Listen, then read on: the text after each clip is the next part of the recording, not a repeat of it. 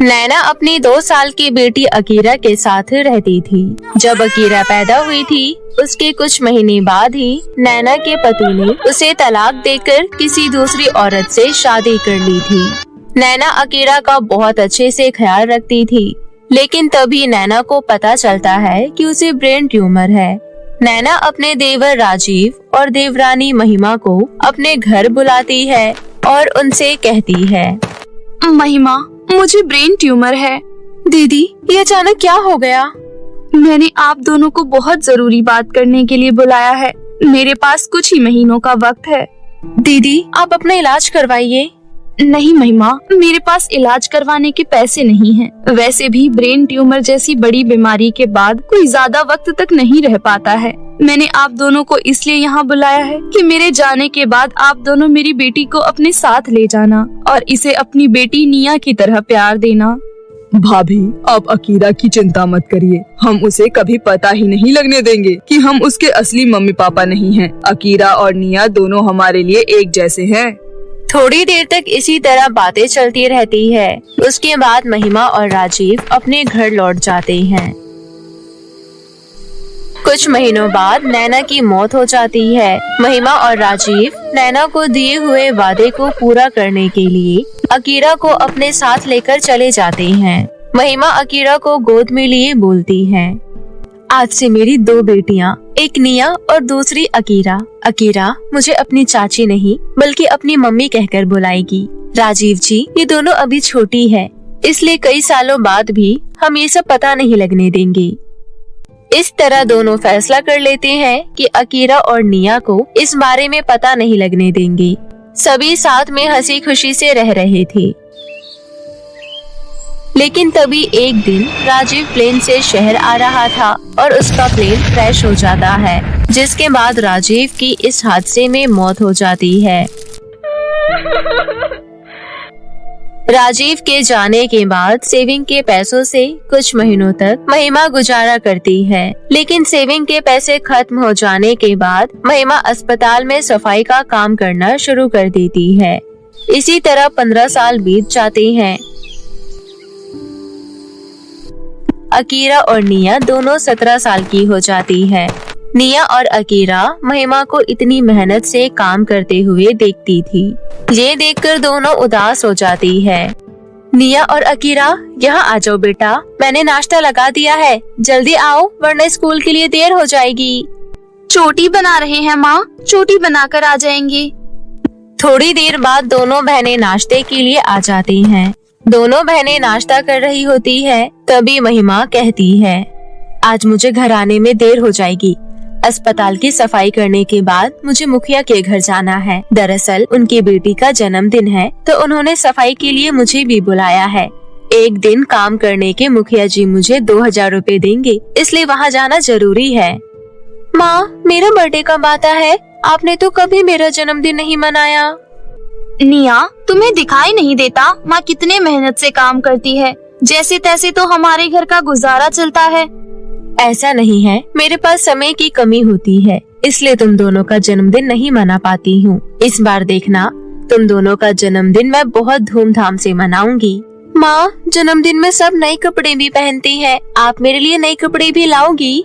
हाँ निया, जब तुम्हारा जन्मदिन होगा तब तुम्हारे लिए, और जब अकीरा का जन्मदिन होगा तब अकीरा के लिए। तुम दोनों के जन्मदिन पर मैं बहुत टेस्टी केक भी लेकर आऊंगी। चलो मैं जा रही हूँ, तुम दोनों भी स्कूल जाओ। इतना बोलकर महिमा अपने काम पर चली जाती है। महिमा अपनी दोनों बेटियों से बहुत प्यार करती थी, इसलिए वो दोनों की सारी ख्वाहिश पूरी करने की कोशिश करती है। इसी तरह कुछ दिन बीत जाते हैं और निया का जन्मदिन आ जाता है। निया और अकीरा सो रहे थे, तभी महिमा उनके कमरे में आकर दोनों को जगाती है और कहती है, हैप्पी बर्थडे निया, मेरी बेटी हमेशा खुश रहे। आज मेरा जन्मदिन है, आपने मुझे पहले क्यों नहीं बताया? क्योंकि मैं तुम्हें सरप्राइज देना चाहती थी। निया, नहा धोकर तैयार हो जाओ और अकीरा के साथ मंदिर हो आना। मैं अपने काम पर जा रही हूँ, आते वक्त तुम्हारे लिए केक लेकर आऊंगी। दोनों बहनें बहुत खुश होती है।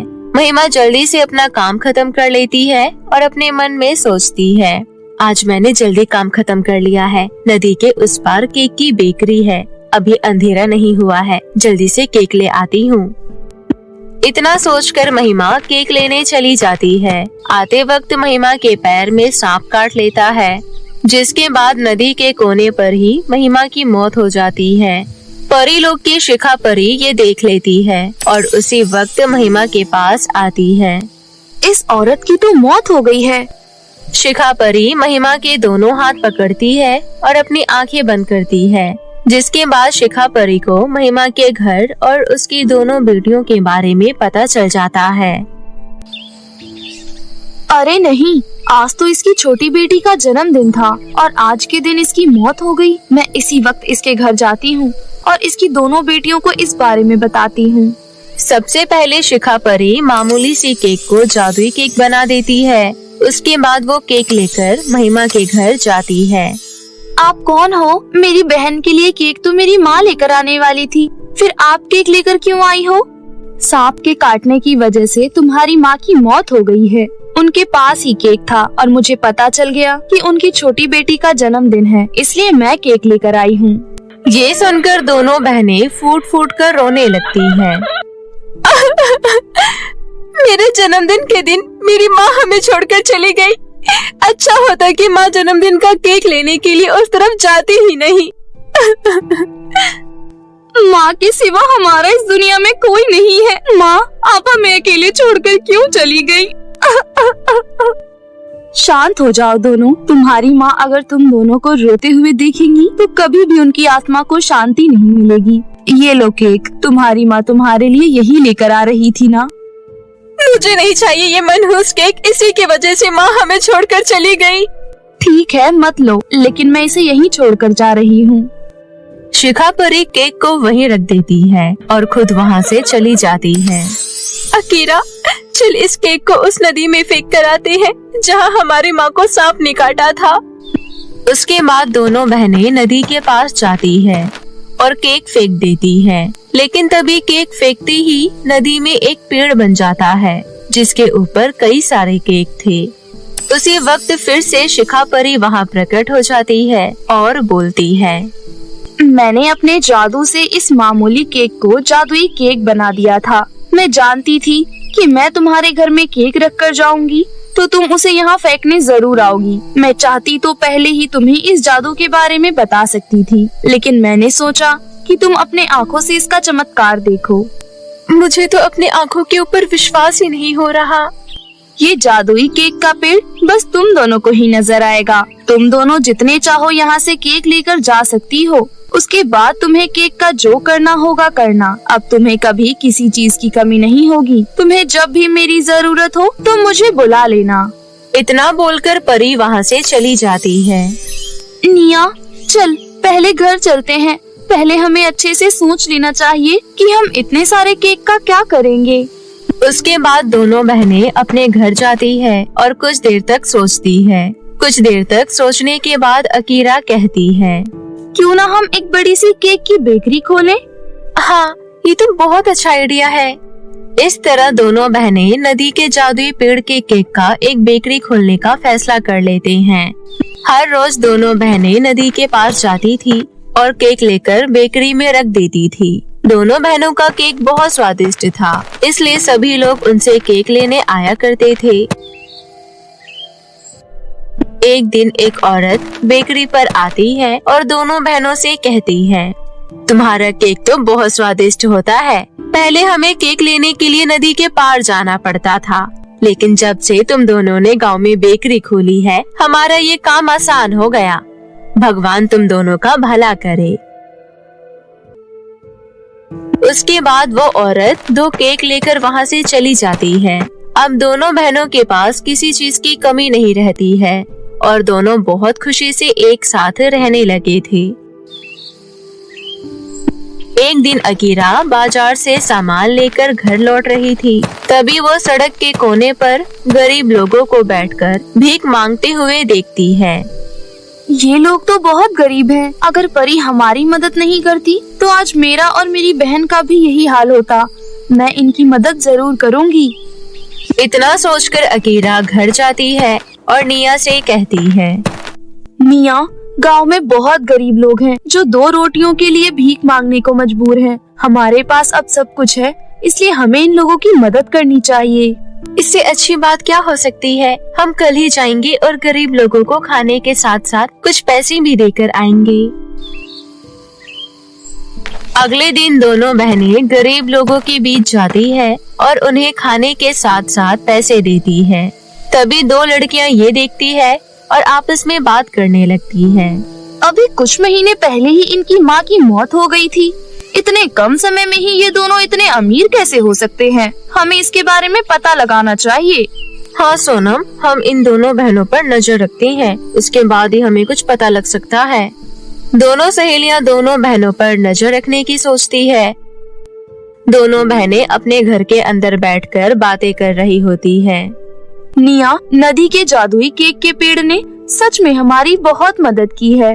खिड़की के बाहर खड़ी दोनों सहेलियां ये सुन लेती हैं। अच्छा, तो नदी में जादुई केक का पेड़ है। हमारे गांव में तो एक ही नदी है, कहीं उसी नदी की तो बात नहीं कर रही ये दोनों। हो सकता है कल सुबह जब दोनों बहनें वहाँ से केक लेने जाएंगी तो हम भी इनका पीछा करते हुए जाएंगे। अगले दिन दोनों बहनें नदी के जादुई केक के पेड़ से केक लेने जा रही थी और उनके पीछे पीछे दोनों सहेलियां भी जा रही थी। दोनों सहेलियां देखती है कि जैसे ही दोनों बहनें केक लेती है, जादुई पेड़ वहाँ से गायब हो जाता है। मीनू, ये तो इन दोनों बहनों को ही दिखाई देता है। चल, हम इससे जादुई केक छीन लेते हैं। इतना सोचकर दोनों सहेलियां दोनों बहनों के पास जाती है और उनसे जादुई केक जबरदस्ती लेने लगती है। दोनों सहेलियां केक ले लेती है, लेकिन तभी जादुई केक से उन्हें जोर जोर से बिजली के झटके लगने लगते हैं। अरे मीनू, ये तो बिजली के झटके देती है। छोड़ देते हैं इसे यहीं। चल, भाग यहाँ से जल्दी। दोनों सहेलियां डरकर अपने घर चली जाती हैं। उसके बाद से कभी भी दोनों सहेलियां दोनों बहनों को तंग नहीं करती हैं। इस तरह फिर से पहले की तरह सब कुछ ठीक हो जाता है और दोनों बहनें एक साथ हंसी खुशी जीवन व्यतीत करने लगती हैं। रात का समय होता है। गांव के सभी लोग आराम से अपने घरों में सो रहे होते हैं। इतनी रात के अंधेरे में चारों तरफ ठंड से कोहरा छाया हुआ था। वहीं गांव के अंदर एक टूटी फूटी झोपड़ी में एक विधवा औरत अपने 2 लड़के और 2 लड़कियों को अपने सीने से लगाकर बैठी होती है ताकि उसके किसी बच्चे को ठंड ना लगे। हे भगवान, मैंने तेरा क्या बिगाड़ा है? तो क्यों हमें ऐसे दिन दिखा रहा है? शांति के बच्चे ठंड से कांप रहे थे। तभी अचानक से उनकी कच्ची छत घर में ही गिर जाती है और सिल्ली का एक टुकड़ा उसके बेटे श्याम के सर पर गिर जाता है। अरे ये क्या श्याम? श्याम उठ जा बेटा। हे भगवान, इसे तो खून निकल रहा है। शांति अपने बेटे श्याम को गोदी में उठा लेती है, जिसके बाद उनकी दोनों बेटियां और एक बेटा उसके पीछे पीछे चलने लगते हैं। डॉक्टर साहब, मैं आपके आगे हाथ जोड़ती हूँ, मेरे बेटे का इलाज कर दीजिए। देखो, पहले पर्ची बनवाओ, उसके बाद फीस भरो, फिर मैं आपके बेटे का इलाज करना शुरू करूँगा। लेकिन डॉक्टर साहब, मेरे पास इसकी फीस भरने के लिए पैसे नहीं है। अगर पैसे नहीं है तो यहाँ से निकल जाओ, क्योंकि हॉस्पिटल खर्चे के बलबूते पर चलता है, न कि लोगों के ऊपर दया करके। आया समझ में? डॉक्टर शांति को उसके बच्चे के साथ हॉस्पिटल से निकाल देता है, जिसके बाद शांति अपनी साड़ी का एक कोना फाड़ती है और उसे अपने बेटे श्याम के सर पर बांध देती है, जिसके बाद उसके बच्चे उससे खाना मांगने लगते हैं। माँ, भूख लगी है। माँ, 2 दिन से हमने कुछ नहीं खाया है। माँ, देखो वहाँ पकोड़े वाला है, हमें कुछ खिला दो ना माँ। अपने बच्चों की बातें सुनते ही शांति की आंखों में आंसू आ जाते हैं। बच्चों, मेरे पास पैसे नहीं है। जैसे हॉस्पिटल से हमें निकाल दिया गया था, वैसे ही ये दुकान वाला भी हमें भगा देगा। शांति को कुछ समझ नहीं आता। उसकी गोदी में उसका बेटा श्याम होता है और वो सड़क पर आती जाती गाड़ियों से भीख मांगना शुरू कर देती है। भाई साहब, जरा गाड़ी रोको, मेरे बच्चे भूखे हैं, मुझे कुछ पैसे दे दो। अरे हट जा मेरी गाड़ी के सामने से। जब देखो भीख मांगने के लिए अपने बच्चों का झूठा बहाना लगाकर खड़े हो जाते हैं। तुम जैसी औरतों को मैं बहुत अच्छे से जानता हूँ। वो ऐसा कहकर अपनी गाड़ी का शीशा बंद करता है और स्पीड से गाड़ी ले जाता है। बेचारी शांति रोती रह जाती है। आखिर मेरी किस्मत ऐसी क्यों है? हे भगवान, मैं क्या करूं? अपने भूखे बच्चों की भूख कैसे मिटाऊं? शांति अपने बच्चों को लेकर कुछ दूरी पर चलती है, जहां उसे कुछ लोग दिखाई देते हैं जो गरीब बेसहारा लोगों को ठंड में कंबल और खाना बांट रहे होते हैं। लेकिन वहां पहुंचते पहुंचते शांति अचानक से बेहोश हो जाती है। माँ, उठो ना माँ, देखो ऐसा मत करो माँ, उठो ना माँ। माँ बहुत भूखी थी, लगता है हमारा पेट भरने के चक्कर में माँ की तबीयत बहुत ज्यादा खराब हो गई और वो बेहोश हो गई। तुम दोनों माँ के पास रुको, मैं कुछ लोगों से मदद मांग कर आता हूँ। विशाल उन लोगों के पास जाता है और उन लोगों से मदद मांगता है, जिसके बाद वो सभी लोग मिलकर शांति की मदद करते हैं और उसे खाना खिलाते हैं। कुछ ही देर में शांति को होश आ जाता है। आप लोगों का बहुत बहुत शुक्रिया, इतनी ठंड में आपने हमारी मदद की। चिंता मत करो बहन, सब ठीक हो जाएगा। इस ठंड में कई सारे गरीब लोग और गरीब परिवारों का यही हाल है। ये लो बहन, अपने बच्चों के लिए ये कंबल ले जाओ, कम से कम इस कंबल के सहारे कुछ तो ठंड से बचाव हो पाएगा। शांति रागिनी से कंबल ले लेती है और अपने चारों बच्चों को खाना खिलाकर उन्हें वहाँ से ले जाने लगती है। चलते चलते उसके सामने एक कूड़े की खदान आ जाती है, जहाँ बहुत बड़े बड़े पाइप रखे होते हैं। अब हमारे पास रुकने की कोई जगह नहीं है, आज हम यहीं रुकेंगे। शांति उन पाइप के अंदर अपने बच्चों को सुला लेती है और उनके ऊपर कंबल डाल देती है, जिसके बाद शांति ठंड में पूरी रात उनके पास ही सो जाती है। अगले दिन जब सवेरा होता है तो शांति की बहुत ज्यादा तबीयत खराब हो जाती है। माँ, माँ, उठो माँ, विशाल भैया देखो मम्मी को क्या हो गया है। माँ को हॉस्पिटल लेकर जाना होगा। शांति के चारों बच्चे पाइप से निकलने के बाद बाहर खड़े हो जाते हैं और लोगों से मदद मांगने लगते हैं। उनमें से एक आदमी उन बच्चों की मदद करता है और शांति को हॉस्पिटल में एडमिट करवा देता है, जिसके बाद वो आदमी शांति के इलाज का पैसा भी देता है। आखिर माँ को क्या हो गया है? माँ बार बार बेहोश क्यों हो जाती है? तुम्हारी माँ के शरीर में ग्लूकोज की कमी हो गई है, जिस कारण से तुम्हारी माँ बेहोश है। तुम चिंता मत करो, सब कुछ ठीक हो जाएगा। कुछ ही देर में डॉक्टर आते हैं। पेशेंट को होश आ गया है, आप चाहो तो उनसे जाकर मिल लो। चलो बच्चों, अपनी माँ से मिल लो, ताकि तुम्हें भी थोड़ी अपनी माँ को देखकर तसल्ली मिल जाए। चारों के चारों बच्चे तुरंत अपनी माँ के पास पहुँच जाते हैं, जिसके बाद शांति अपने चारों बच्चों को रोते हुए गले से लगा लेती है। आपका बहुत बहुत शुक्रिया, आज अगर आप ना होते मेरे बच्चों के सर से माँ का आंचल छिन जाता। माँ, मुझे बहुत जोर से भूख लगी है माँ, लेकिन कुछ खाने को नहीं है। शांति हॉस्पिटल से मिले हुए खाने को अपने बच्चों को खिला देती है। ये सब देखकर पवन को बहुत खुशी मिलती है और पवन शांति से कहता है, आपके सभी बच्चे बहुत ज्यादा भूखे हैं। देखो, मुझे नहीं पता है आपको मेरी बात ठीक लगेगी या नहीं। दरअसल मैं अपने लिए एक नौकरानी ढूंढ रहा था। अगर तुम चाहो तो मेरे घर में भी काम कर सकती हो और अपने बच्चों को भी पाल सकती हो। जो मेरे लिए बनाओगी वही अपने बच्चों के लिए बनाकर उनकी भूख मिटा देना। आपने मेरे लिए इतना सोचा, आप किसी फरिश्ते से कम नहीं हो। पवन शांति और उसके चारों बच्चों को अपने साथ अपने घर में ले आता है, जिसके बाद शांति पवन और अपने चारों बच्चों के लिए खाना बनाती है। खाना बनाने के बाद वो सबसे पहले पवन को परोस देती है।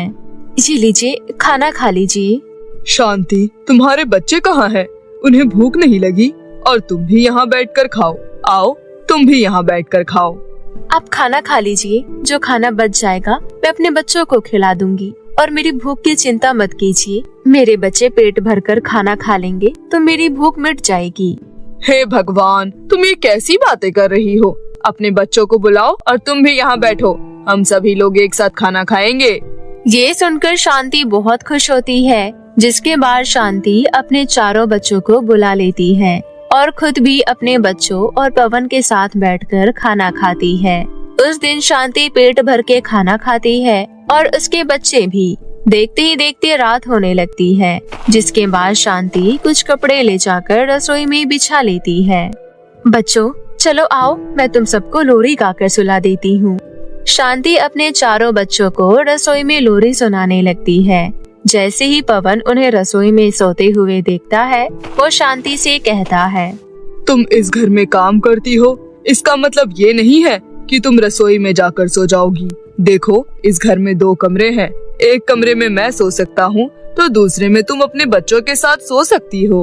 पवन चारों बच्चों को कमरे में ले जाता है और वहाँ सुला देता है, जिसके बाद शांति पवन से कहती है, आपका ये एहसान मैं कभी जिंदगी में नहीं भूल पाऊंगी। आपने हमारे लिए बहुत कुछ किया है। ऐसा कहकर मुझे शर्मिंदा मत करो शांति। मुझे लगता है कि तुम मुझे भूल गई हो। मैं तुम्हारी कक्षा में पढ़ता था। मैं तुम्हें मन ही मन बहुत पसंद किया करता था और जब तुम मुझे इस हालत में मिली तो मेरे पैरों तले जमीन खिसक गई। मैं तुम्हें आज भी उतना ही पसंद करता हूँ। क्या तुम अपनी आगे की जिंदगी मेरे साथ बिताना चाहोगी? लेकिन मैं एक विधवा हूँ, समाज हमारे रिश्ते को स्वीकार नहीं करेगा। मेरे होते हुए हमारे रिश्ते को कुछ नहीं होने दूंगा मैं।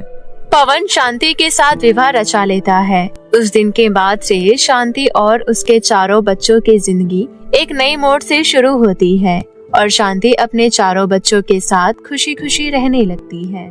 मालपुर गांव में राधा नाम की एक बहुत ही प्यारी और सुशील लड़की रहती थी। वो बहुत ही ज्यादा खूबसूरत थी और उसके बाल बहुत ही ज्यादा लंबे, घने और मुलायम थे।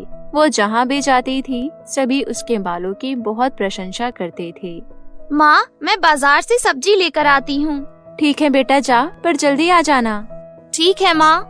राधा बाजार सामान लेने जाती है और तभी रास्ते में उसे उसके दोस्त रेखा और पायल मिलती है। कैसी है राधा? मैं तो ठीक हूँ, तू बता, तू कैसी है? मैं भी ठीक हूँ। राधा, कल से हमारी गर्मी की छुट्टियाँ खत्म हो रही हैं और हमारे स्कूल खुलने वाले हैं। तूने सारा होमवर्क कंप्लीट कर लिया? हाँ, मैंने अपना सारा होमवर्क खत्म कर लिया। चलो, अच्छा है। ठीक है दोस्तों, तो अब मैं चलती हूँ। माँ ने कहा था मुझे जल्दी घर आने के लिए। फिर राधा बाजार से सामान लेकर घर आ जाती है और अगले दिन सुबह सुबह तैयार होकर स्कूल पहुँचती है। स्कूल में डांस कंपटीशन होने वाला था। राधा, तू भी डांस कंपटीशन में भाग लेने वाली है क्या? हाँ, मैं भी डांस कंपटीशन में भाग लेना चाहती हूँ। क्या तुम लोग भी इसमें भाग लेने वाले हो? हाँ, हम तो बहुत अच्छा डांस करते हैं, इसलिए हम इसमें भाग तो जरूर लेंगे। ये तो बहुत अच्छी बात है। राधा डांस कंपटीशन में अपना नाम लिखवा लेती है और डांस प्रैक्टिस करना शुरू कर देती है।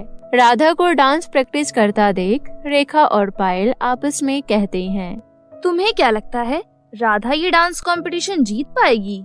जीतेगी कैसे? उसे तो डांस करना ही नहीं आता। तुम चिंता मत करो, वो ये डांस कंपटीशन नहीं जीत पाएगी। ये डांस कंपटीशन तो हम ही जीतेंगे। राधा दिन रात डांस की प्रैक्टिस किया करती थी, मगर रेखा और पायल घमंड में थी कि हमें तो डांस करना आता है, हमें प्रैक्टिस की कोई जरूरत नहीं। ऐसे ही डांस प्रतियोगिता वाला दिन आ जाता है। राधा, तुमने तैयारी कर ली अच्छे से? हाँ, मैं जितना कर सकती थी उतना मैंने प्रैक्टिस कर लिया। अब आगे देखते हैं क्या होगा। फिर डांस प्रतियोगिता चालू हो जाता है और स्कूल के सभी बच्चे अपना अपना परफॉर्मेंस देते हैं। राधा भी अपना परफॉर्मेंस देती है। राधा का परफॉर्मेंस सभी जजेस को बहुत पसंद आता है और राधा वो डांस कंपटीशन जीत जाती है। ये देखकर रेखा और पायल कहती है, अरे ये कैसे हो गया? राधा ये कंपटीशन जीत कैसे गई? पता नहीं, उसको तो डांस करना भी नहीं आता था। रेखा और पायल राधा से बहुत चिढ़ जाते हैं। अब से मैं राधा से बात ही नहीं करने वाली। हाँ रेखा, मैं भी नहीं करूँगी। पता नहीं क्या समझती है अपने आप को। ऐसे ही कई दिन बीत जाते हैं और फिर स्कूल में ड्राइंग का कंपटीशन होने वाला होता है। इस ड्राइंग कंपटीशन में तो मैं ही जीतूंगी या फिर तुम, मगर उस राधा के बच्चे को तो हरगिज नहीं जीतने दूंगी। मगर इस बार भी कंपटीशन राधा ही जीतती है। आखिर ये हो क्या रहा है? सारे कंपटीशन वो राधा की बच्ची ही जीत रही है, हम सिर्फ उसे इनाम लेते हुए देख रहे हैं। हाँ, अब बहुत हो गया, अब हमें कुछ न कुछ तो करना ही होगा। रेखा और पायल को अब राधा से बहुत जलन होने लगती है, इसलिए वो दोनों उससे बात नहीं करते थे। एक दिन राधा उनसे बात करने आती है तो वो दोनों वहाँ से उठकर चली जाती है। ये देखकर राधा कहती है, पता नहीं पायल और रेखा को क्या हो गया, ये लोग मुझसे बात ही नहीं करती हैं।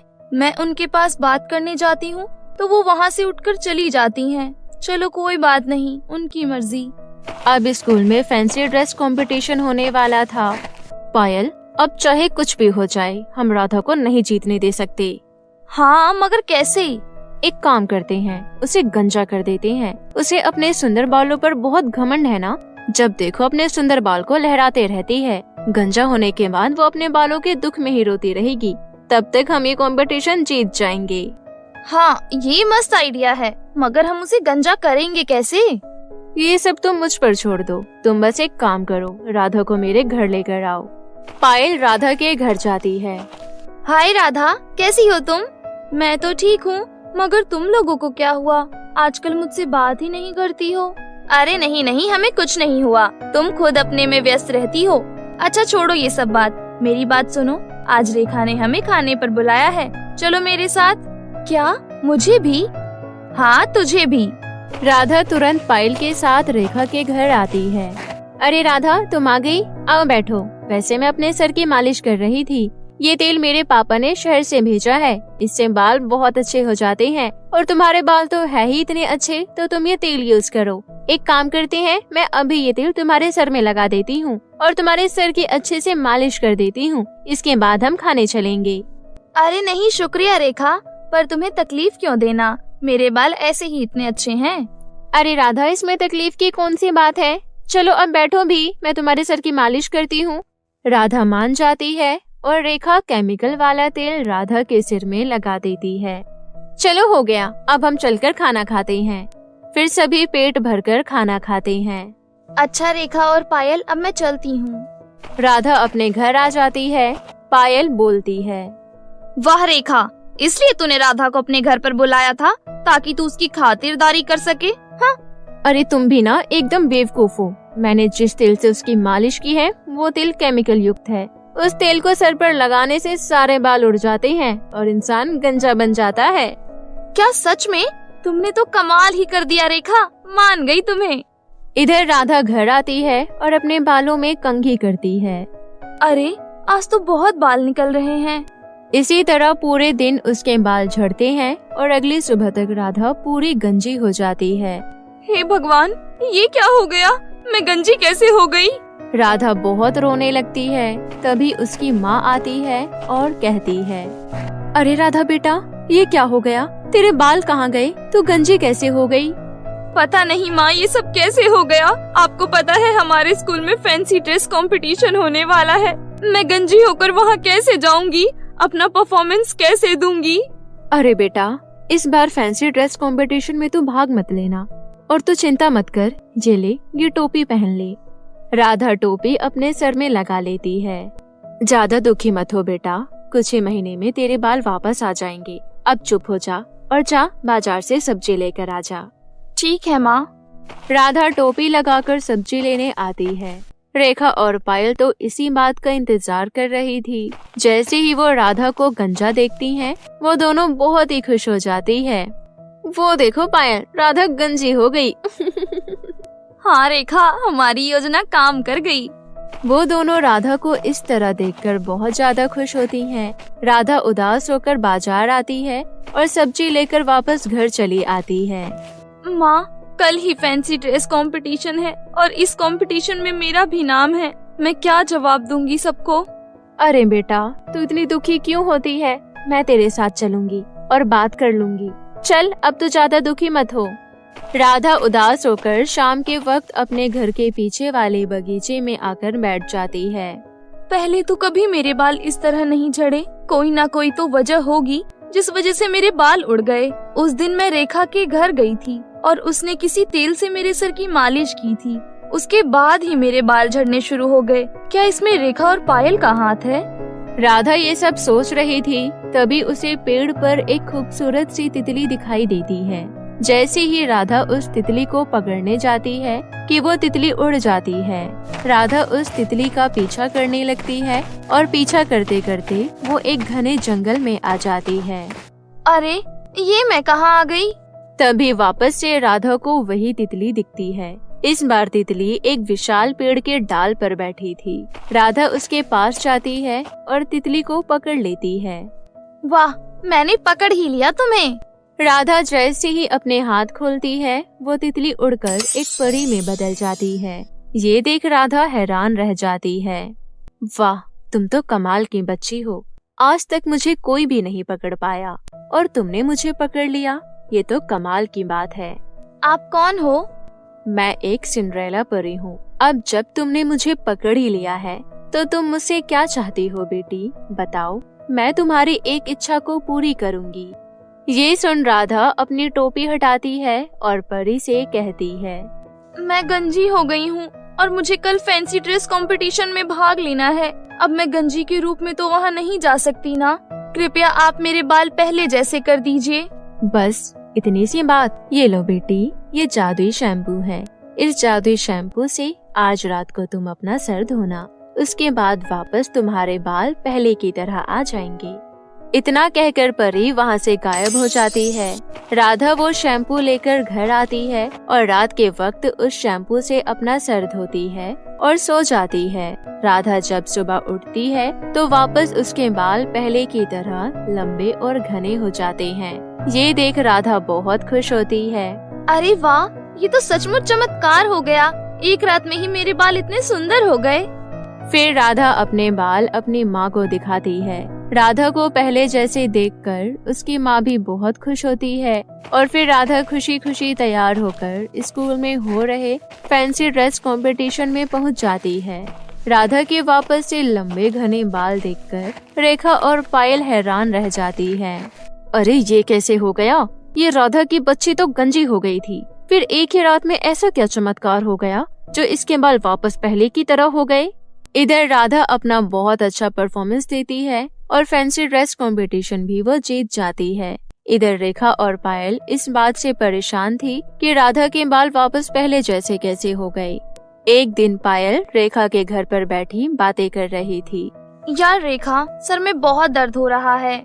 हाँ, मेरे भी सर में बहुत तेज दर्द हो रहा है उस राधा की बच्ची के बारे में सोच सोच कर। इधर आ, मैं तेरे सिर में मालिश कर देती हूँ। हाँ ठीक है, फिर मैं तेरे सिर में मालिश कर दूंगी। गलती से पायल वही तेल का बोतल उठा लेती है जो रेखा ने राधा के सिर में लगाया था और उसी तेल से रेखा की मालिश करने लगती है और फिर रेखा पायल के सर की मालिश करती है और फिर दोनों अगली सुबह तक गंजी हो जाती है। यार रेखा, शायद मैंने गलती से उसी तेल का इस्तेमाल कर लिया जो तेल तूने राधा के सिर में लगाया था। हे भगवान, ये क्या कर दिया तुमने? फिर दोनों रोते हुए राधा के घर पहुंचती है और राधा को सारी बातें बताकर उससे माफी मांगती है। हमें माफ कर दो राधा, हमने तुम्हारे साथ अच्छा नहीं किया। प्लीज राधा, हमें ये बता दो कि तुम्हारे बाल इतनी जल्दी वापस कैसे आ गए?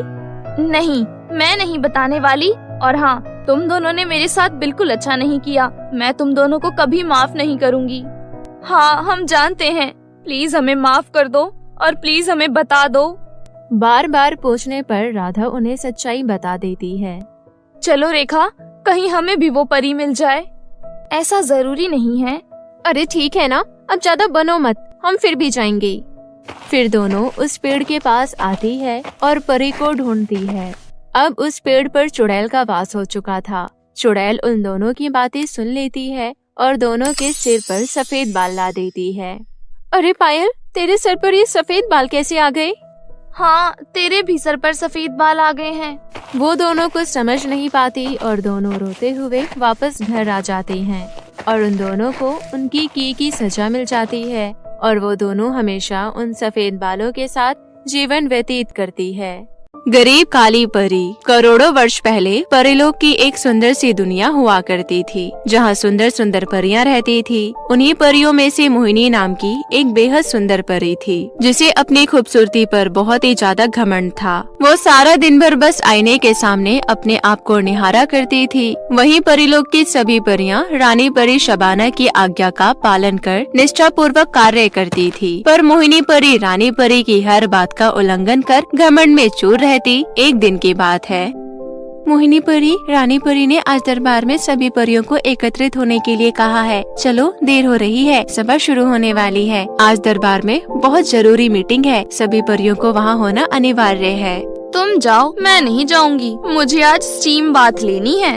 ये तुम क्या कह रही हो मोहिनी परी? वैसे भी तुम रानी परी की हर बात का उल्लंघन करती हो, जिसकी वजह से रानी परी तुमसे पहले से ही क्रोधित है। मोहिनी परी, इतना घमंड अच्छा नहीं। तुम्हें मेरी सुंदरता से जलन होती है। चलो जाओ यहाँ से, मुझे किसी की आज्ञा का पालन नहीं करना। तुम घमंड में पूरी अंधी हो चुकी हो। मोहिनी, अभी तो मैं जा रही हूँ, लेकिन एक बात याद रखना, तुम्हारा घमंड एक दिन जरूर चकनाचूर हो जाएगा। ये कहते हुए सितारा परी वहाँ से चली गई और रानी परी शबाना के दरबार में पहुँची। वहाँ पहले से ही सभी परियां मौजूद थी। मोहिनी परी को वहाँ ना देख रानी परी गुस्से से बोली, मोहिनी परी कहाँ है? वो अभी तक क्यों नहीं आई? क्या उसे पता नहीं आज हमने दरबार में इम्पोर्टेंट मीटिंग रखी है? रानी परी, मैंने मोहिनी परी से कहा था, लेकिन उसने आने से मना कर दिया। मोहिनी परी की इतनी हिम्मत, लगता है उसे दंड देना ही पड़ेगा। जाओ सेविकाओं, उस घमंडी परी को बंदी बनाकर फौरन मेरे पास लेकर आओ।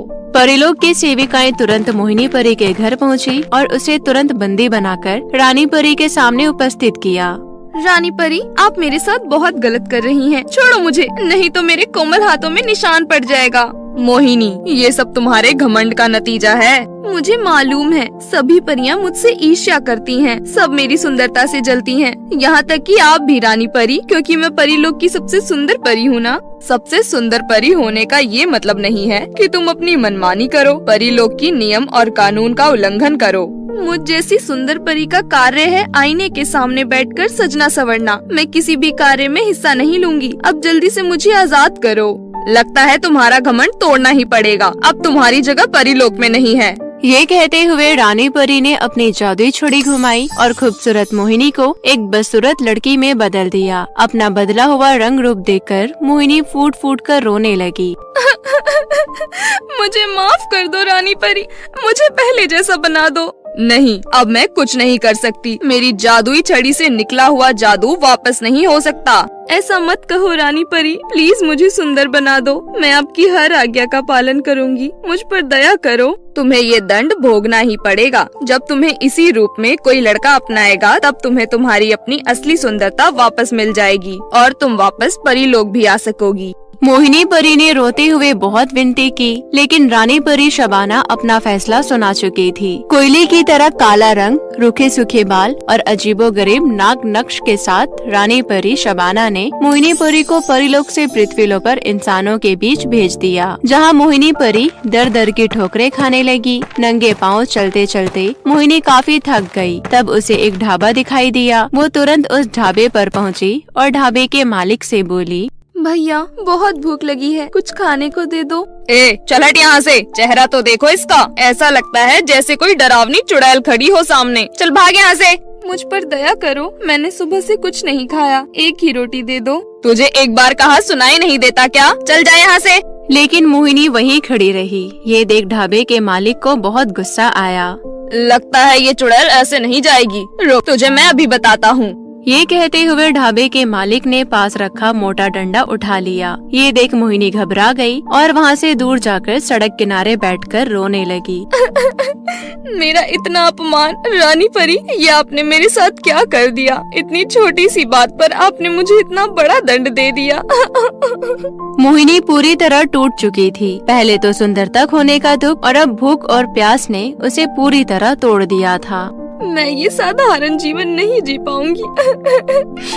मैं अपने आप को खत्म कर दूंगी।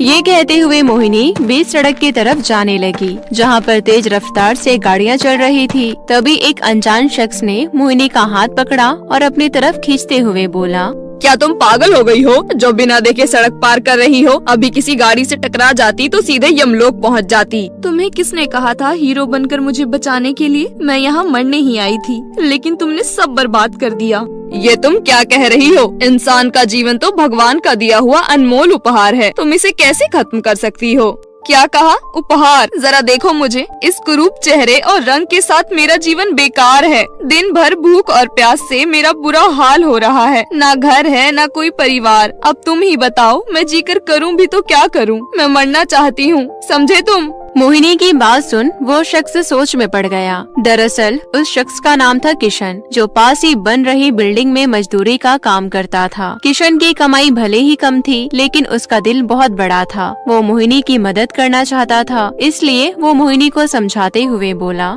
अच्छा ठीक है, तुम्हें मरना है तो मर जाना, लेकिन मेरी राय मानो, भूखे पेट कभी नहीं मरना चाहिए। वहाँ पास ही मेरा घर है, मेरी माँ ने गर्मा गर्म खाना बना कर रखा है। चलो पहले तुम कुछ खा लो, फिर मरने की सोचना, मैं तुम्हें नहीं रोकूंगा। खाने का नाम सुन मोहिनी किशन के साथ चलने के लिए झट से तैयार हो गई। किशन अपनी बूढ़ी माँ जमुना के साथ टूटी फूटी झोपड़ी में रहता था। टूटी हुई झोपड़ी के पास पहुँचते ही मोहिनी मन ही मन बोली, ये भी कोई रहने की जगह है? यहाँ कोई कैसे रह सकता है?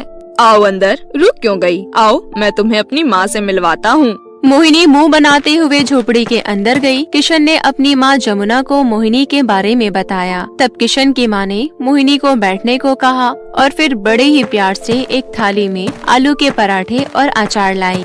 लो बेटी, गर्मा गर्म आलू के पराठे खा लो, साथ में आम का अचार भी। आलू का पराठा, अचार? खा लो, मेरी माँ के हाथ के बने हुए आलू के पराठे हैं। एक बार खाओगी तो बार बार मांगोगी। किशन की बात सुन मोहिनी मन ही मन बोली, ये भी कोई खाना है? दिखने में तो बेस्वाद लग रहा है, लेकिन क्या करूं, अभी तो मुझे इसे ही खाना पड़ेगा। फिर मोहिनी ने बेमन से आलू के पराठे खाने शुरू किए, पर उसे आलू के पराठे बहुत स्वादिष्ट लगे और देखते ही देखते उसने 4-5 पराठे चट कर दिए। फिर मोहिनी खुश होते हुए बोली, मेरा पेट भर गया, आपका बहुत बहुत धन्यवाद, अब मैं चलती हूँ। अरे पर तुम जाओगे कहाँ? बेटी, मुझे किशन ने तुम्हारे बारे में सब बताया है। बेटी, तुम चाहो तो यहाँ रह सकती हो। मैं यहाँ कैसे रह सकती हूँ? मैं तो... बेटी संकोच मत करो, बुरे वक्त में इंसान ही तो इंसान के काम आता है। अगर तुम्हें अच्छा लगे तो यहाँ रहकर घर के कामों में थोड़ी बहुत मेरी मदद कर देना, बाकी तुम्हें किसी बात की चिंता करने की जरूरत नहीं है। ओह अच्छा, तो ये बुढ़िया मुझसे घर के काम करवाना चाहती है, लेकिन चलो कुछ दिन यहाँ रहकर देख ही लेते हैं। ऐसा सोचकर मोहिनी किशन के घर में रुक गई। लेकिन जैसे जैसे वक्त बीतता गया मोहिनी की सोच और स्वभाव बदल गया। ऐसे ही एक सुबह, अरे अम्मा आप आराम कीजिए, मैं हूँ ना, लाइए मुझे दीजिए झाड़ू, मैं सफाई कर देती हूँ। अरे बेटी, तू अकेले क्या क्या करेगी? तू आराम कर, मैं कर लूँगी। आपने कितने महीनों तक मुझे बैठाकर खाना खिलाया है, बिल्कुल एक माँ की तरह। अब मेरी बारी है। अच्छा ठीक है बेटी। अरे हाँ, मैं एक बात तो बताना ही भूल गई, आज किशन घर जल्दी आएगा, फिर हम सब बाजार घूमने चलेंगे। किशन और उसकी माँ मोहिनी की हर जरूरत का ध्यान रखते थे और उसे बड़े ही प्यार से बात करते थे, जिस वजह से मोहिनी अपने बदसूरत चेहरे के बारे में बिल्कुल भूल ही गई थी और बहुत खुश रहने लगी थी। फिर उसी शाम बाजार में मोहिनी एक दुकान में बहुत ही सुंदर लहंगा देखते हुए बोली, अरे वाह, कितना सुंदर लहंगा है, काश मैं इसे पहन पाती। तभी अचानक मोहिनी की नजर दुकान पर लगे शीशे पर गई और अपना बदसूरत चेहरा देखकर उदास हो गई। क्या हुआ बेटी? चलो देर हो रही है, घर वापस चलते हैं। हाँ माँ चलिए। ऐसे ही एक हफ्ता बीत गया और फिर एक दिन, अरे बेटी बर्तन भांडे छोड़, जल्दी से इधर आ, ये ले तेरे लिए एक छोटा सा तोहफा। ये कहते हुए किशन की माँ ने मोहिनी को एक थैला दिया। इसमें क्या है अम्मा? खुद ही खोलकर देख ले बेटी। मोहिनी ने फौरन उस थैले को खोला तो उसमें वही सुंदर सा लहंगा था जो उसे बाजार में पसंद आया था। अरे अम्मा, ये लहंगा तो वही है जो मैंने उस दिन बाजार में देखा था। हाँ बेटी, दरअसल ये लहंगा किशन तुम्हारे लिए लेकर आया है, कह रहा था तुझ पर बहुत अच्छा लगेगा। ये सुनकर मोहिनी चौंक गई और सीधा किशन के पास जाकर बोली, सुनो, तुम ये लहंगा मेरे लिए क्यों लेकर आए? क्योंकि तुम्हें ये लहंगा बहुत पसंद था, इसलिए। पसंद तो था, पर शायद मैं सुंदर लहंगा पहनने के लायक नहीं हूँ। ये लहंगा तो किसी सुंदर लड़की को पहनना चाहिए। नहीं मोहिनी, एक बार तुम मेरी नजर से देखो, तुम बहुत सुंदर हो। जब से तुम मेरी जिंदगी में आई हो सब कुछ कितना अच्छा हो गया है। मेरी माँ भी खुश रहने लगी है और मेरी तनख्वाह भी बढ़ गई है। और मैं तुमसे अपने दिल की बात बताना चाहता हूँ कि मैं तुम्हें बहुत ही पसंद करता हूँ। मैं चाहता हूँ कि तुम हमेशा मेरे साथ रहो, वो भी मेरी पत्नी बनकर। मोहिनी को अपने कानों पर विश्वास नहीं हो रहा था। वो समझ नहीं पा रही थी आखिर कोई उसे ऐसे रूप में कैसे पसंद कर सकता है। उसे किशन की आंखों में अपने लिए सच्चा प्रेम साफ दिखाई दे रहा था। तभी अचानक एक तेज प्रकाश हुआ और मोहिनी अपने असली रूप में वापस आ गई। वहीं किशन बेहोश हो गया। फिर वहाँ पर रानी परी शबाना प्रकट हो गई और बोली, मोहिनी परी, अब तुम्हारे विचार से असली सुंदरता क्या होती है? रानी परी, मुझे समझ आ चुकी है कि असल में मन की सुंदरता ही असली सुंदरता होती है। तो चलो मेरे साथ, तुम्हारा दंड पूरा हुआ। मैं तुम्हें परीलोक लेने आई हूँ। रानी परी, मुझे क्षमा कीजिए, मैं अब परीलोक नहीं जाना चाहती। अब यही मेरा परिवार है। आप मुझे पहले जैसा बदसूरत बना दीजिए। मैं यहाँ अपने परिवार के साथ बहुत खुश हूँ। मोहिनी की बात सुन रानी परी ने मुस्कुराते हुए अपनी जादुई छड़ी घुमाई और वहाँ से गायब हो गई। अब मोहिनी सुंदर परी नहीं बल्कि साधारण इंसान थी। तभी किशन को भी होश आ गया और फिर किशन के संग शादी कर मोहिनी हंसी खुशी अपना जीवन बिताने लगी।